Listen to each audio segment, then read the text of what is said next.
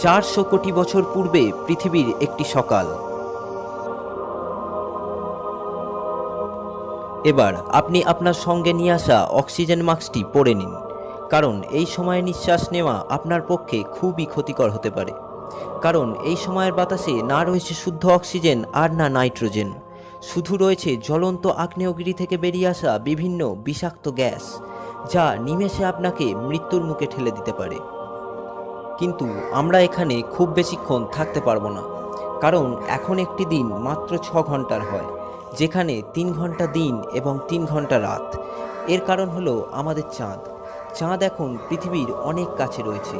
চাঁদের আকার এবং শক্তি পৃথিবীর একটি সম্পূর্ণ দিনকে মাত্র 6 ঘন্টার করে দিয়েছে। কিন্তু এই সময়ে পৃথিবীকে এত সুন্দর দেখাচ্ছে না।